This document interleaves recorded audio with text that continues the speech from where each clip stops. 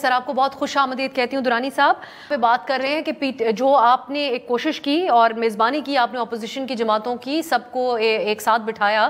لیکن اس کا کیا مستقبل ہوگا؟ کیونکہ ایک بڑی جماعت اس میں پاکستان تحریک انصاف ہے، بہت ساری ڈیبیٹ ان کے حوالے سے آج کل رہتی ہے، ان کے جو مسائل ہیں وہ تو اسٹیبلشمنٹ کے ساتھ ہیں، اور اس وقت فوج کے اندر ایک بہت بڑی ادارہ جاتی کارروائی ہوئی ہے جس کے تانے بانے بھی کسی نہ کسی طرح پی ٹی آئی کے ساتھ ہی ملائے جاتے ہیں۔ تو آپ سمجھتے ہیں کہ کوئی گنجائش ہے حکمران جماعتوں کی یا اسٹیبلشمنٹ کی اس وقت پی ٹی آئی کے ساتھ انگیج کرنے کی؟ جہاں تک سوال ہے اس میٹنگ کا، اس کا انہوں نے بتایا کہ یہ میٹنگ اصل میں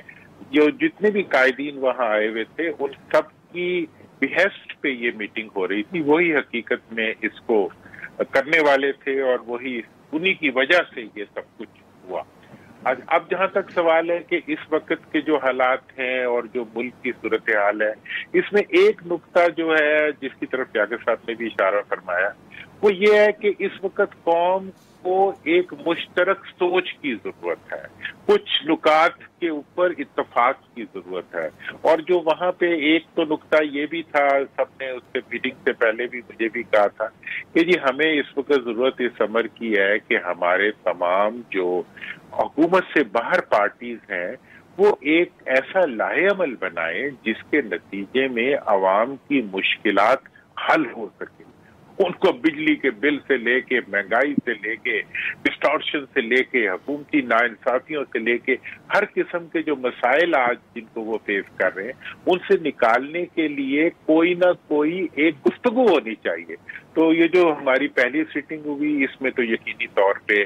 گفتگو ہوئی، کوئی اس کے لیے کوئی ڈیفینیٹ ایجنڈا نہیں تھا، بلکہ مقصد یہ تھا کہ تمام قیادت آپس میں بیٹھ کے بات چیت کرے اور قوم کے ایشوز کو ڈسکس کرے تاکہ ایک آرگینک ڈیولپمنٹ ہو سکے۔ اب یہ کسی کے اشارے پہ بھی نہیں ہوا، تبھی جو قائدین ہیں، تبھی آپ آرگینک کا لفظ جب استعمال کرتے ہیں تو ناظرین سمجھ جاتے ہیں کہ کس لیے کہا جاتا ہے۔